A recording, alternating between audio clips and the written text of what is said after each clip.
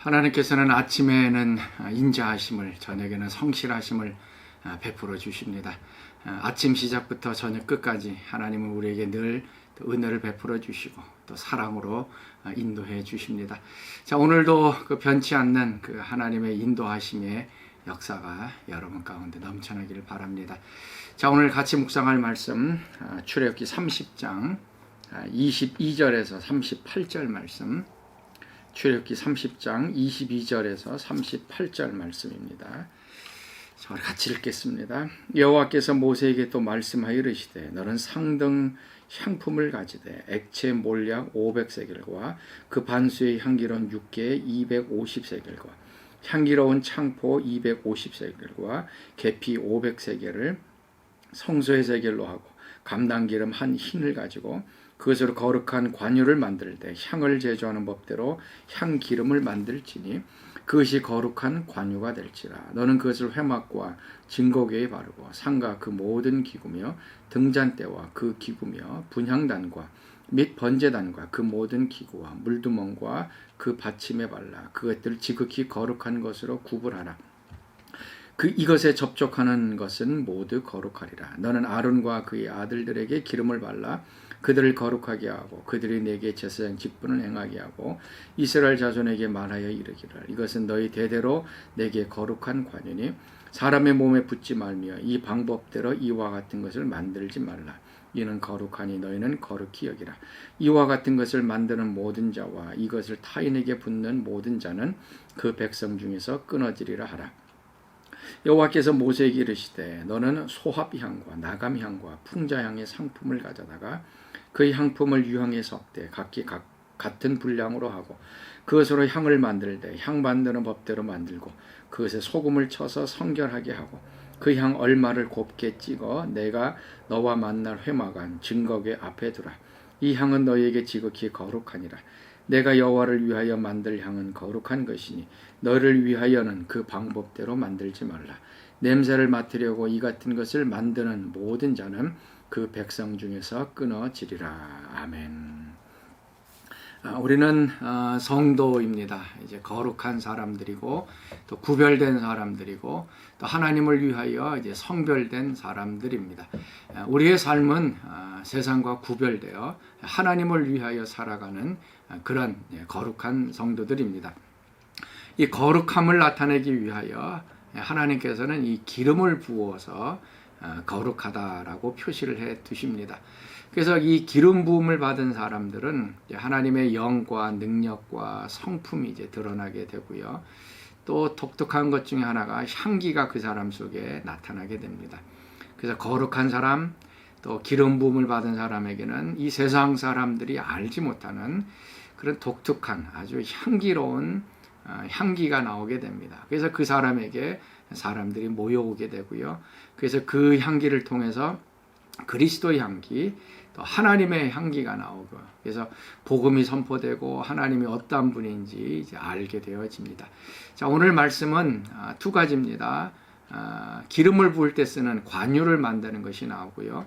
또 분향단에서 향을 피울 때 만드는 그 향을 얘기하고 있습니다. 먼저 이 관유라고 하는 기름을 부을 때 쓰는 그 기름을 만드는데 어떠한 재료로 만드는가? 23절 말씀에 23절 말씀에 이렇게 말씀합니다. 너는 상등 상품을 가지되 액체 몰약 500세겔과 그 반수의 향기로운 육개 250세겔과 향기로운 창포 250세겔과 계피 500세겔을 성소의 세겔로 하고 감람기름 한 흰을 가지라. 여기서 이제 네 가지 재료가 이제 나오게 됩니다. 몰약, 육개, 창포, 계피.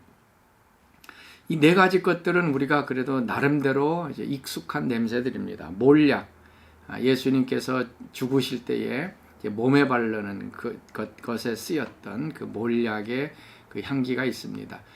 왕후였던 에스더가 또 이제 신부 화장을 하기 위해서 이 몰약으로 6개월 동안 자신의 몸을 정결하겠다 그러죠. 몰약, 육개, 그 다음에 창포. 옛날에 여인들이 머리를 감을 때 썼던 그 창포로 사용을 했죠. 그 창포의 그 향기, 계피, 우리가 이제 차로도 자주 먹는 이 계피의 그 향기, 그러니까 이 네 가지 향기가 합쳐지게 되고 거기에 감람유가 더해지면서 관유, 거룩한 기름이 만들어집니다. 여러분, 이 냄새가 어떻게 될까요? 우리는 모릅니다. 성경에서는 일반 사람들을 위해서 만들지 말라라고 했기 때문에 이 냄새가 어떤지는 모릅니다. 그러나 이 네 가지가 합쳐졌을 때는 어떻게 보면 이 세상에서 가장 향기로운 그러한 향기가 되어질 것입니다.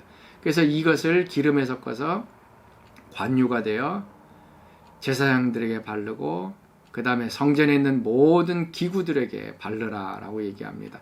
성전에 있는 여러 기구, 회막, 증거계, 등잔대, 분향단 여러 가지 기구에 바릅니다. 그러면 그것이 거룩하게 되어진다, 구별되어진다라고 얘기합니다. 그래서 이 관유가 발라져 있는 곳을 지날 때마다 그 성물이 있는 곳이 거룩한 곳이기 때문에 지나갈 때마다 향기로운 것이 나옵니다. 그리고 제사장에게도 이 관유를 붓습니다. 머리끝에서 발끝까지 완전히 붓죠.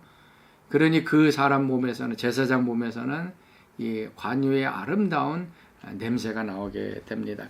그뿐만이 아니고 이제 거룩한 향을 만든다라고 얘기하면서 34절 말씀에 여호와께서 모세에게 이르시되 너는 소합향과 나감향과 풍자향의 상품을 가져다가 그 향품을 유향에 섞어 각기 같은 분량으로 하라라고 얘기합니다. 세 가지 종류입니다. 소합향, 나감향, 풍자향, 그리고 거기에 유향을 섞고 소금을 섞어서 그것을 빻아서 이거를 어디다 놓냐 하면은 증거궤 앞에 두라라고 얘기를 하고 있습니다. 증거궤 앞에 그 분향단이 있지 않습니까? 그러니까 그 분향단 앞에서 이 만들어진 이 향을 이제 불을 피워서 올리게 됩니다. 그러면 그 향기가 얼마나 좋은 향기가 되는지 하나님 앞에 받음직한 그런 향기로운 향이 됩니다. 관유도 향기로운 것이고 그 다음에 분향할 때 쓰는 이 향도 향기로운 것입니다. 근데 목적은 하나님을 위해서 거룩하게 쓰기 위하여 만들어졌습니다. 사람들이 쓰기 위한 것이 아닙니다. 요즘처럼 이제 여름 같은 때 얼마나 무덥습니까? 그냥 모든 것들이 텁텁한데 아주 시원한 향수 같은 게 한번 이렇게 뿌리면은 아주 기분이 신선해지는 것을 느끼지 않습니까? 우리 개인의 목적을 위해서 이것을 쓰는 것이 아니라 하나님을 위해서 거룩한 목적을 위하여 이것을 사용하라라고 하는 얘기입니다. 그래서 관유도 사람이 만들어서 사람의 몸에, 일반 사람의 몸에 뿌리면 죽임을 당하고 이 향도 마찬가지. 어떤 향인지 맡기 위해서 만들어서 사용하는 사람은 하나님께서 끊어지겠다, 죽이겠다라고 말씀하십니다. 왜냐하면 하나님을 위하여 거룩하게 구별된 것이기 때문에 그렇습니다. 그래서 기름 부음 받은 제사장, 그 다음에 기도를 통해서 하나님 앞에 향기를 내는 이런 사람들은 신약에 와서는 그리스도의 향기를 내는 사람이다라고 얘기하고 있습니다. 고린도후서 2장 15절에서 16절 말씀 보면 우리는 구원받은 자에게나 망하는 자들에게나 하나님 앞에서 그리스도의 향기다라고 얘기하고 있습니다. 그런데 이 사람에게는 사망으로부터 사망에 이르는 냄새요, 저 사람에게는 생명으로부터 생명에 이르는 냄새라. 누가 이 일을 감당하리요? 우리는 성도고 구별된 사람들이고 하나님께서 성령으로 기름 부음 받은 사람입니다. 그리고 아침과 저녁으로 하나님의 임재 속에 들어가고 기도를 하는 사람에게는 이런 향기가 있습니다. 세상 사람들이 느끼지 못하는 그런 향기가 있습니다. 그래서 이게 그리스도의 향기입니다. 그래서 예수 믿는 사람들에게 있어서는 뭔가 다른 그런 거룩한 이제 향기가 나죠. 그런데요, 이 향기가 보면은 이 사람에게는 사망으로부터 사망에 이르는 냄새다라고 얘기를 하고 있습니다. 향기면 다 좋은 냄새 아닙니까? 그런데 어떤 사람들에게는 그 향기가 사망의 냄새로 느껴지는 것입니다. 참 희한하지 않습니까? 우리가 그리스도인이면서 세상에서 핍박을 받고 조롱을 받는 이유가 무엇인가 하면 세상 사람들은 우리에게 있는 이 향기로운 냄새가 그 사람들에겐 싫은 냄새입니다. 예수의 복음, 예수의 생명, 십자가 이런 것들은 싫은 것이에요. 그래서 더 마음을 꽉 닫게 되면 그들에게는 우리의 향기가 사망으로 이끌어가는 냄새가 되고 맙니다. 참 불쌍한 일이죠.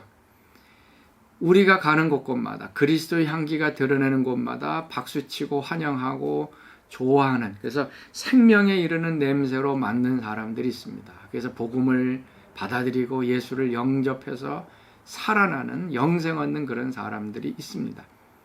이런 것들이 일어나면 얼마나 좋겠습니까? 그런데 우리의 향기는 또 다른 사람들에게서는 불쾌한 냄새고 사망에 이르는 냄새가 되어져서 또 우리를 핍박하고 또 대적하게 되는 것입니다. 문제는 우리에게 있는 것이 아니라 세상 사람들에게 있는 것이죠. 똑같은 그리스도의 향기인데 어떤 사람들에게는 생명으로 이끄는 생명의 향기가 되고 또 어떤 사람들은 죽음으로 이끌어가는 죽음의 냄새가 되어지는 것입니다.